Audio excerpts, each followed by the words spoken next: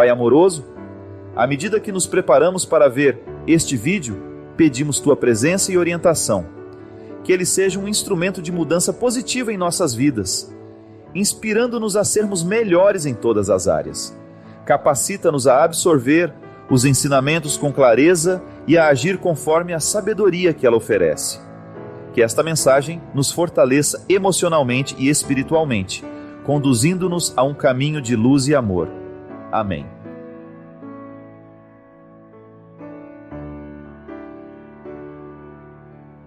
A confiança em Deus, ela passa o tempo todo pelas oportunidades que nós temos de perceber a nossa fragilidade, a nossa indigência, a nossa incompletude, e ao mesmo tempo, percebendo tudo isso, a gente lançar os olhos para o céu. E isso é uma metáfora, né, minha gente? Lançar os olhos para o céu é uma metáfora do lançar os olhos para dentro. Deus nos habita. Lembrando que essa mão de Deus na nossa vida, ela é sempre manifestada através de situações muito concretas. É claro, nós acreditamos na ação sobrenatural de Deus. Ele está agindo de maneira sobrenatural em nós o tempo todo. Eu sempre compreendo esse agir de Deus em nós como se Ele tecesse bastidores que nós desconhecemos.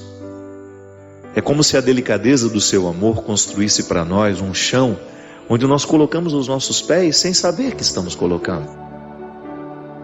A ação de Deus engloba tudo o que somos. Não há nada que possa ficar fora desse seu amor, dessa sua misericórdia. Onde é que nós podemos encontrar o Senhor? No mais profundo do nosso coração. Então, toda vez que nós nos voltamos à busca deste Deus, quando nós gritamos por Ele, é aqui dentro que Ele nos responde. Sim, é na nossa humanidade, é na dimensão da nossa consciência, daquilo que nós temos de mais íntimo, que Deus vai nos falando, vai nos revelando e vai nos colocando no âmbito dessa confiança. A experiência da confiança vai nos colocando assim: acordo de manhã, coloco minha vida nas mãos de Deus e vou prestar atenção onde é que Ele vai me dizer sim e onde é que Ele vai me dizer não. E sempre percebendo que o não que Ele me coloca, quando uma situação não dá certo, é uma forma que Ele tem de me proteger. Porque o pai que ama o filho diz não com o único objetivo de proteger o filho. Não é tudo que o pai nos diz sim. Não é tudo que a mãe vai dizer sim. E é claro que quando nós escutamos o não, uma contrariedade se estabelece dentro de nós. Eu sempre gosto de dizer que às vezes nós somos muito injustos com a gente, quando a gente coloca metas muito difíceis de serem alcançadas. Então eu só vou ser feliz no dia em que eu for pleno. Esqueça então. Mas a gente pode experimentar um pouco daquilo que seria a plenitude. E a confiança em alguém é assim. Quando você descobre alguém que cuida de você, das suas coisas, com um zelo que talvez nem você consiga. É aquela velha história, você poder dar o seu cartão de crédito com a senha, sabendo que o outro não vai lhe prejudicar. Ou então você abrir a sua vida, abrir o seu coração, contar aquilo que lhe pesa, sabendo que o outro não usará daquilo que você conta contra você depois.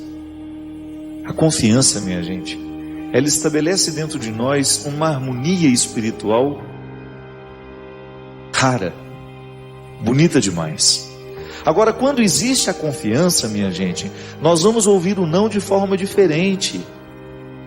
Eu tenho pedido muito a Deus essa graça, de poder confiar que aquilo que está acontecendo na minha vida não é nada mais, nada menos que a vontade dEle.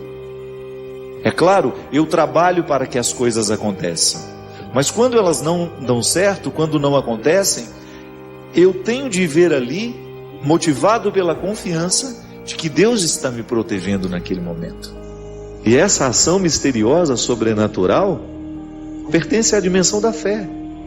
Eu creio nessa ação miraculosa de Deus. Tanto é que eu não fico pedindo a Ele que faça milagres na minha vida, não tenho o hábito de pedir a Ele milagres, porque eu tenho consciência que viver bem a minha vida é de alguma maneira corresponder a esse milagre que nunca termina na minha história. É um projeto bonito para a vida, né, gente? Vou pedir menos, confiarei mais.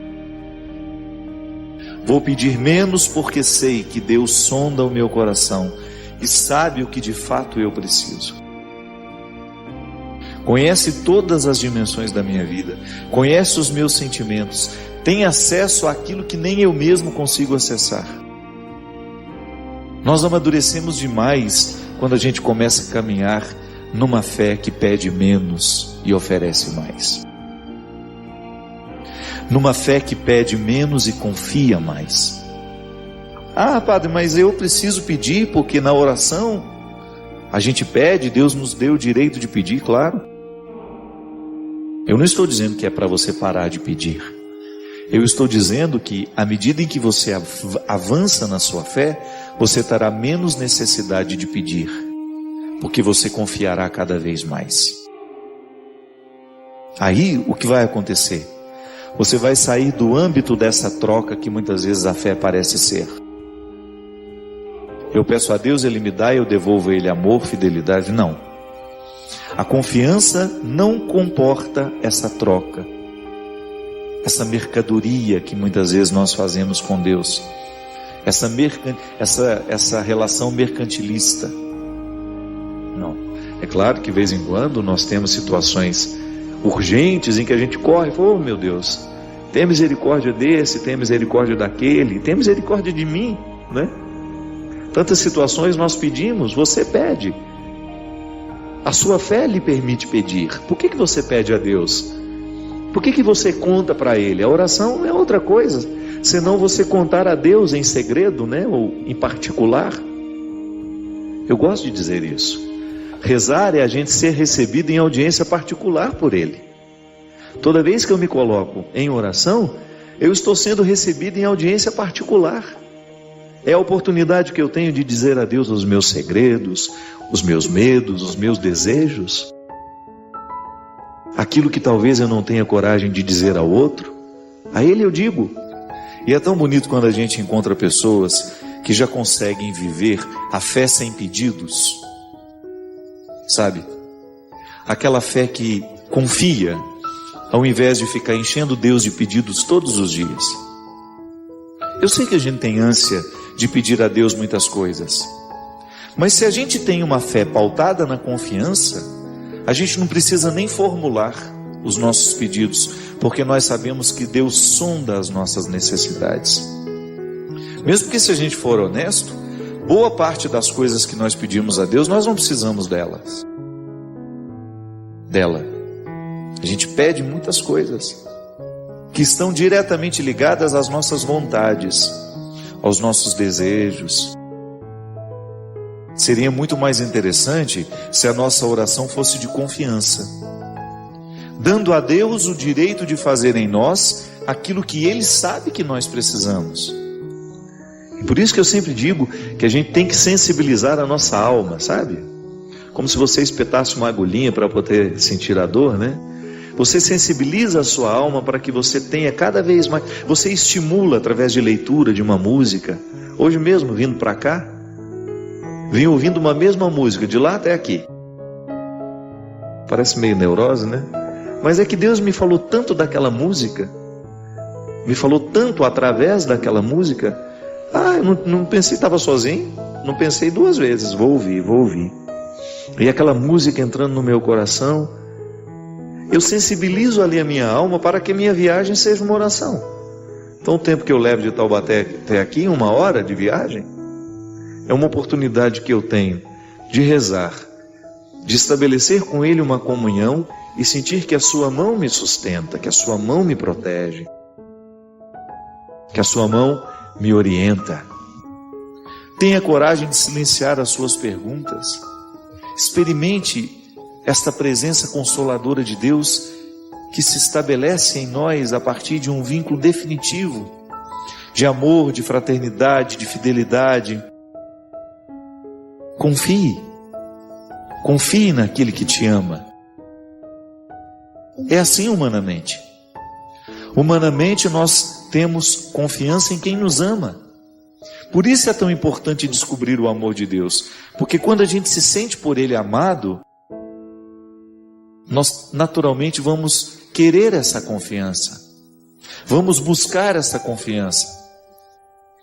Às vezes, minha gente, nós não amadurecemos porque a gente fica insistindo em pedir a Deus aquilo que a gente quer. Mas o que nos amadurece é quando Deus nos oferece aquilo que de fato a gente precisa. Entre o que a gente quer e o que a gente necessita é muito diferente. Mas só a confiança é igual aquela velha história. O que você quer que eu faça por você? O outro nos pergunta. E aí a gente devolve a ele. O que você acha que eu preciso? Porque às vezes eu vou pedir ao outro que ele faça por mim aquilo que eu estou querendo naquele momento. Mas ele, porque já me conhece um pouco mais, porque já está percebendo a ambiência da minha vida com um pouco mais de profundidade, é capaz de oferecer aquilo que eu de fato preciso. Aí ele vai até me contrariar um pouco. Então tá bom, eu não vou fazer aquilo que eu sei que você quer, mas eu vou fazer aquilo que eu sei que você precisa. Deixa eu fazer uma perguntinha. O que você faz quando a vida fica muito difícil pro seu lado? Reza? Reza. Mas tem um outro verbo que nos ajuda toda vez que a vida fica difícil. Vivendo. Tem outro jeito? A vida pede para parar. Você tem como parar a vida?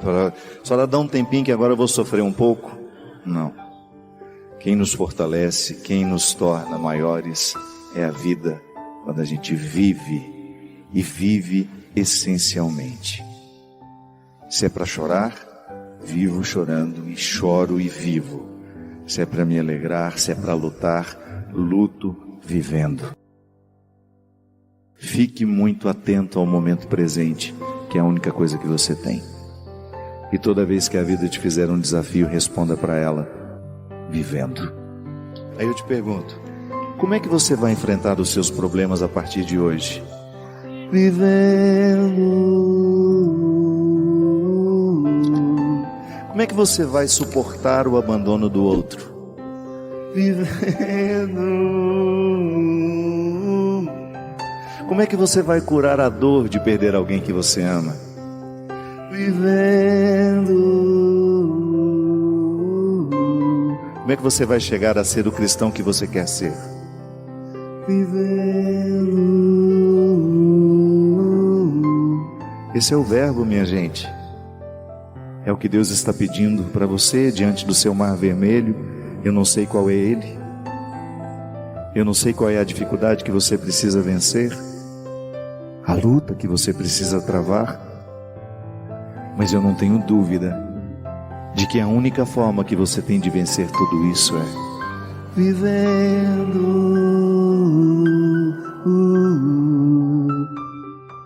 E por mais profundo que seja esse mar, você acredite que quando você colocar os pés nas águas, ele vai se abrir para você passar. Porque Deus não abandona o que luta. Nunca Deus abandona o que luta. Deus nunca vai abandonar o que luta. E você vive sozinho? Não. Você precisa dessas pessoas que te sustentam. Porque em muitos momentos o verbo viver só é suportável porque nós estamos acompanhados. É alguém que segura a nossa mão e que representa o verdadeiro amor humano de Deus. Desejo a você, nas suas travessias, que você viva intensamente, sempre acompanhado de bons amigos. É tão bom quando você termina um dia e você deita a cabeça no travesseiro e pensa assim: hoje eu não humilhei ninguém, hoje eu não tratei mal ninguém, hoje todo mundo que passou pela minha vida recebeu a minha melhor parte. Ai, como é bom isso, minha gente. Hoje eu não fui grosseiro com ninguém, hoje eu não fiz fofoca. Terminou o dia, eu não falei mal de ninguém. Olha que maravilha. Isso é a sua melhor versão. Porque essa versão fofoqueira não é Deus que criou isso, não, é o diabo que fez. E às vezes a gente empresta o nosso corpo para o diabo morar. Precisa fazer um exorcismo, mandar embora esse diabo que às vezes mora em nós, através dos pensamentos negativos, através da fofoca, da injustiça, da arrogância. Quando a gente se sente melhor que os outros, é o diabo que está morando na gente, não é Deus não. Deus está ali, coitadinho, apertadinho para dar espaço para o diabo, porque Deus não sai, viu? O diabo sai, Deus não. Você pode fazer um exorcismo e expulsa o diabo, que o diabo sai. Nada vai expulsar o Deus que está em você. Ai, que coisa linda isso. Não é maravilhoso? Não tem ritual para colocar Deus dentro de você. Não tem. Tem ritual para despertar a força do Cristo que já está em você por vocação, por imagem e semelhança. Quando a gente batiza os nossos filhos, não é para enfiar Deus dentro deles não, é para despertar o Deus que já está ali, é para dizer publicamente que a partir de hoje nós queremos que o nosso filho seja igual a Jesus. Nós vamos educá-lo para ele ser um Jesusinho na infância, um Jesus adolescente, um Jesus jovem, um Jesus velho, um Jesus adulto, idoso. Tem ritual para expulsar o diabo, mas não tem ritual para colocar Deus dentro de nós, porque Deus já está, é o dono de tudo, é o proprietário de tudo. Você é um ser sagrado, consagrado. Não esquece disso. Por isso, quando você estiver desanimadinho, com aquela tentação, ai, não estou cansado, tudo posso naquele que me fortalece. Porque quando você tem a certeza da vitória, o sofrimento é apenas um detalhe. Não é que nós cristãos sejamos masoquistas, não, eu não corro atrás de sofrimento algum, mas quando ele chega eu ponho à mesa, eu recebo bem, porque eu sei que quem me trouxe aqui, minha gente, não foram as minhas alegrias. A autoridade do meu ministério sacerdotal, quem me deu foram as minhas lutas. São elas que me trazem aqui. Sem reclamar, sem vitimismo. Não, é com muita alegria que eu confesso. O sorriso que eu tenho hoje, quem desenhou foi as minhas lágrimas. Quantas vezes você ouviu isso? Filho, não chora, só para você ter o direito de chorar. Porque nada desperta mais o nosso choro do que quando alguém amorosamente fala, não chora, e te abraça. É a frase que pede o contrário, é a frase que autoriza o absolutamente contrário. Todas as vezes que alguém amorosamente te abraçou e te disse não chora, era justamente para você chorar, para destrancar aquilo que estava te machucando, te fazendo mal, e que se você tivesse guardado, teria prejudicado o seu caráter, porque o caráter ele só pode brilhar em nós à medida que a gente vai purgando tudo aquilo que nos adoece emocionalmente, eticamente. Muitos não compreenderão as suas batalhas, mas basta você compreender, para você não desistir delas.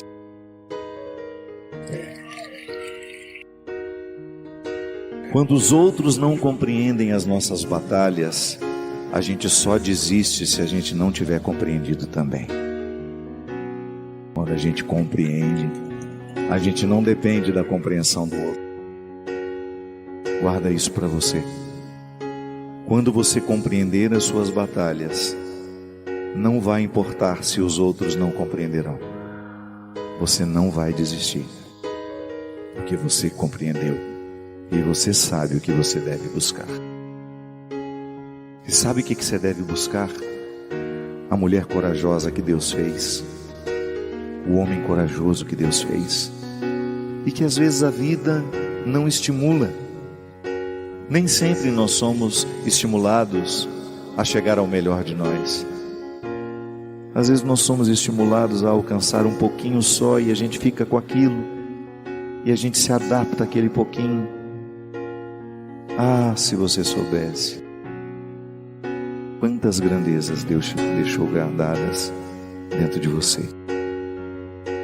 Se você soubesse quantos dons estão aí adormecidos só porque você ainda não acordou, que você ainda não despertou para a vida no Espírito, que é a manifestação diária de dons. Viva no Espírito Santo e ninguém mais vai conseguir te enganar, porque a sua intuição vai ficar aqui, ó.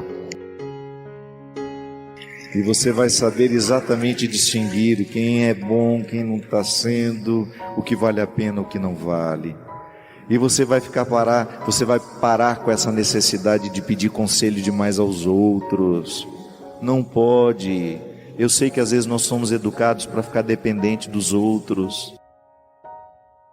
Eu sei que muitas pessoas me procuram porque acham que eu tenho resposta mágica para a vida dos outros. Não tenho. Eu não tenho nem para as minhas. A única coisa que eu faço diariamente é me exercitar para prestar atenção em mim, para eu ser o melhor homem que eu puder ser, todos os dias. Costuma dar certo. Tem alguém que você ama aí? Tem alguém que está do outro lado do telefone? Tem? Manda uma mensagenzinha para ela. Manda agora. Mãe, eu te amo. Pai, eu te amo. Vó, manifeste o amor. Não espere terminar a história para saber o valor que tem. É a expressão de mais bonita que nós podemos ter na vida. É um celular tocando, escrito: mãe, queremos saber onde você está. Eu sei que durante um tempo da nossa vida a gente fica rebelde, a gente interpreta isso como controle. Minha mãe está querendo me controlar. Não. Porque quem ama quer saber onde o outro está, como ele está. Tudo isso molda o nosso caráter. Tudo isso um dia faz falta na nossa vida. Então, enquanto você tem, valorize. E quando você tiver os seus, ensine desde o primeiro momento da vida. Que se a gente não se educa, a gente fica indivíduo a vida inteira, incapaz de se distribuir aos outros, de se doar. A gente fica um poço de egoísmo. Em nome do amor a gente sequestra o outro, né? Coloca dentro do cercado, faz cativeiro, é assim mesmo.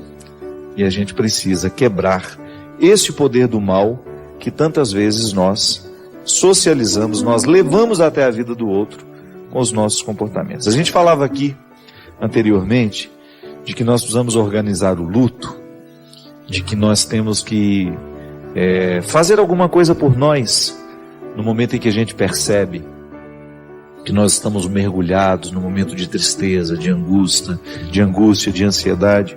E a gente tem aqui algumas pessoas que nos escrevem justamente para falar disso. A Margarete de Manhuaçu, Minas Gerais, ela diz que apesar de ser evangélica, ela acompanha o programa Direção Espiritual e que o nosso programa a ajudou muito no momento em que ela precisava se recuperar da perda de uma filha, e que ela agradece muito também a Canção Nova por ter lhe amparado nesse momento. Eu acho muito interessante, gente, nós que viajamos pelo Brasil afora, quantas vezes nós encontramos pessoas justamente nos dando este testemunho. Pais que perderam filhos, que viveram este momento tão doloroso e que encontraram aqui na Canção Nova um amparo. A gente sabe que nós não temos uma resposta mágica para as dores, para os problemas que a gente enfrenta. Mas a gente acredita no poder que a palavra de Deus, pregada de maneira coerente, honesta, pode provocar dentro de nós. Então a gente fica muito feliz, Margarete, não só pelo fato de você ter sido beneficiada pela Canção Nova, mas também por você, sendo evangélica, ter a coragem de nos dizer isso, que o nosso veículo de comunicação fez bem ao seu coração.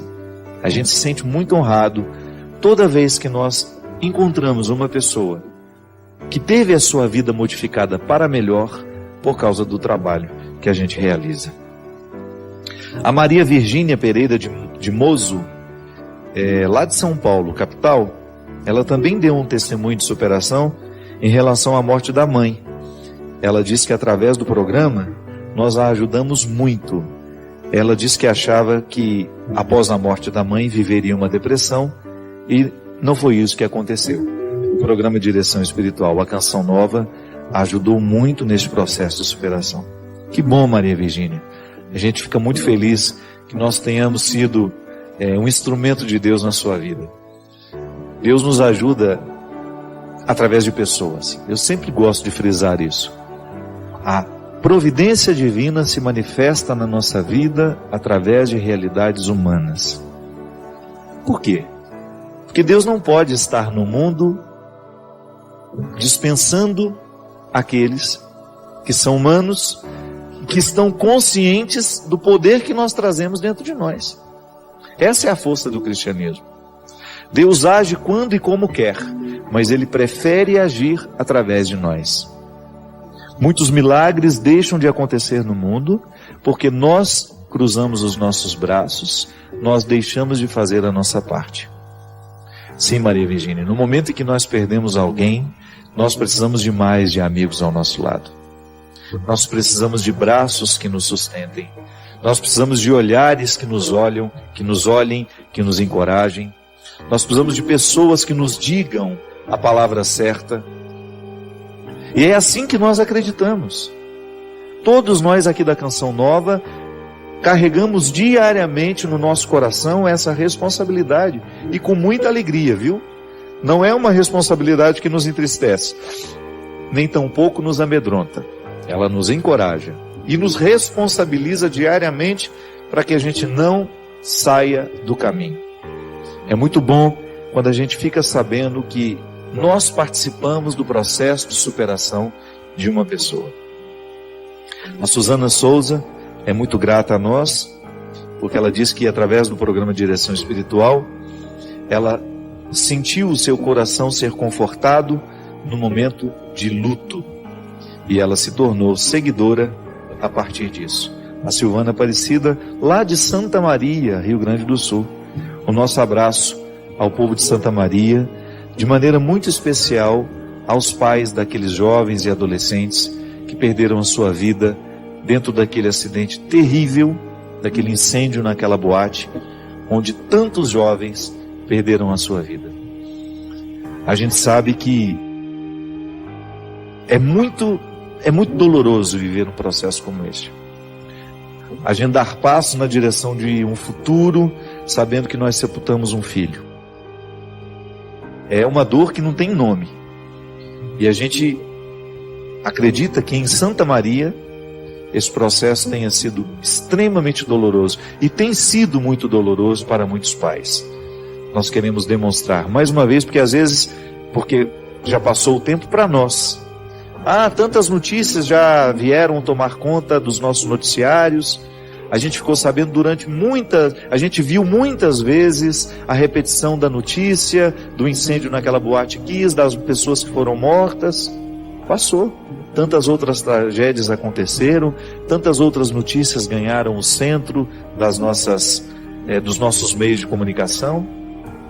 Minha gente, mas para nós isso aconteceu. Para aqueles pais que precisam lidar diariamente com essa triste realidade de não terem mais os seus filhos dentro de casa, essa notícia não passou ainda.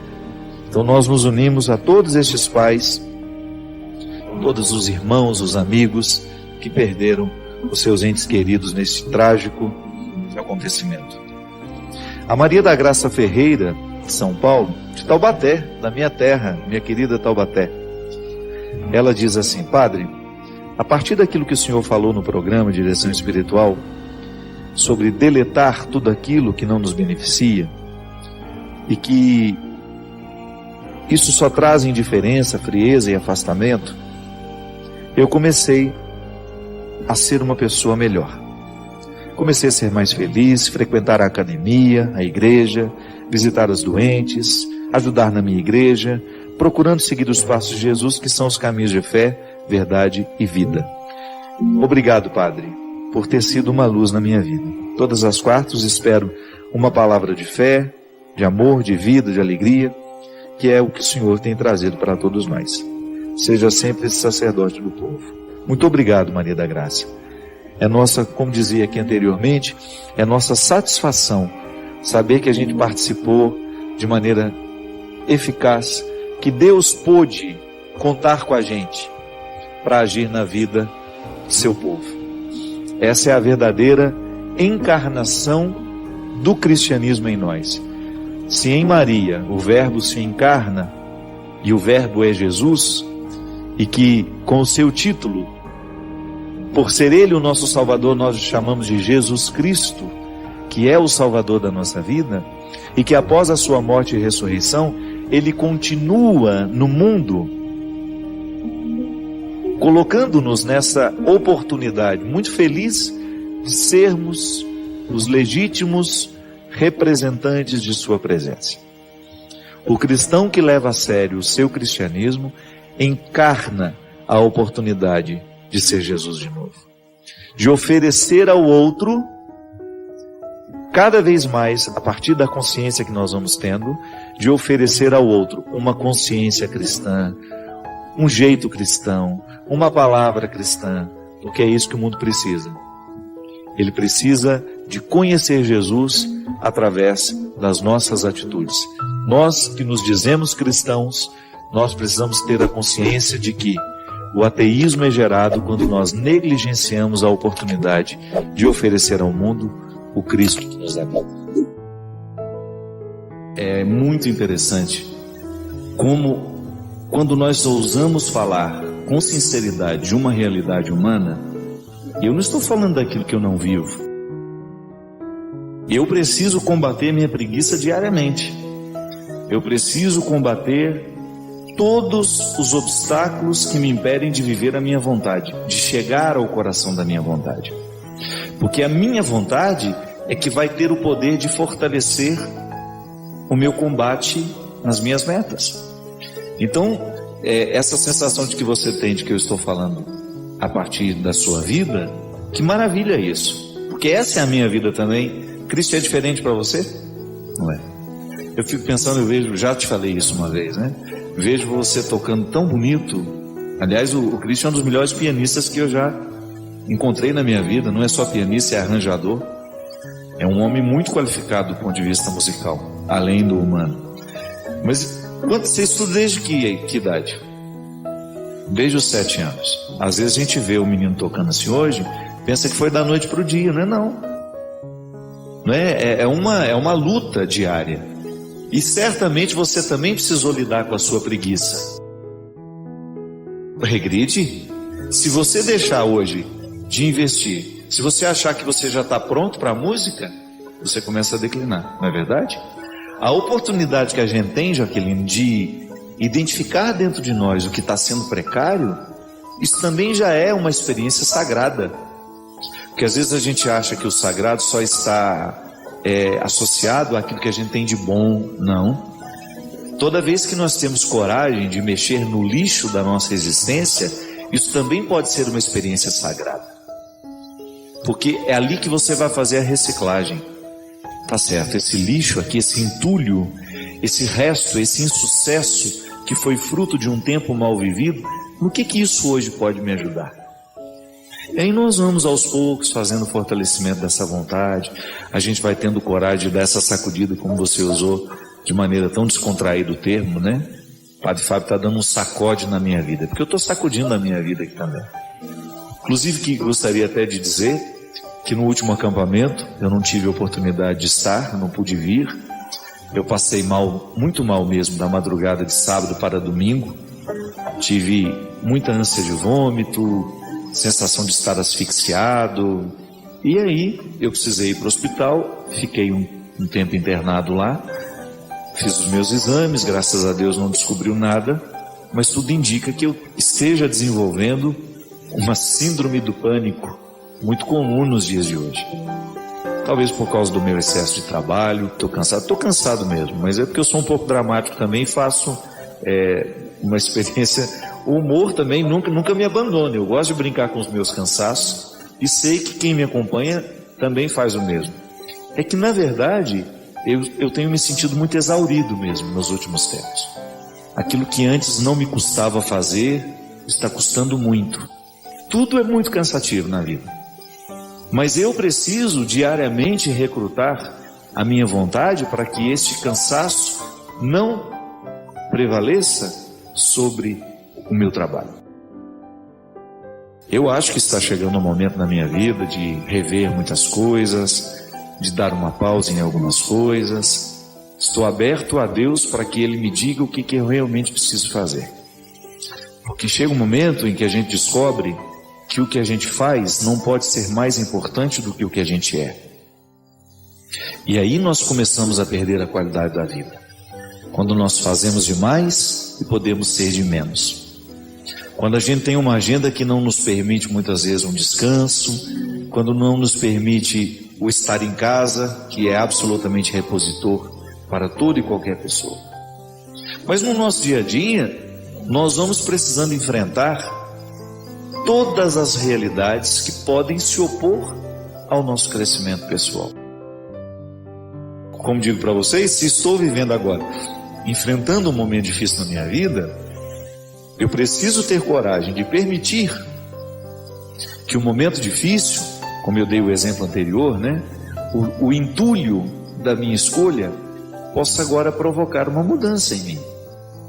É assim que funciona. Não posso permitir que a minha vida continue sendo levada, sendo vivida, sem que ela passe pelo crivo do discernimento. Eu sei que às vezes nós temos muita dificuldade de ouvir o que nos incomoda. Eu sei que às vezes a própria pressa da vida que a gente leva, o excesso de comunicação, o excesso de coisas que a gente... É impressionante como nós temos muitas coisas ao mesmo tempo para fazer, muitas respostas ao mesmo tempo para dar. E isso vai nos cansando, isso vai minando a nossa disposição. E aí, porque nós estamos sem disposição, a preguiça nos puxa. E a gente deixa de fortalecer a nossa vontade.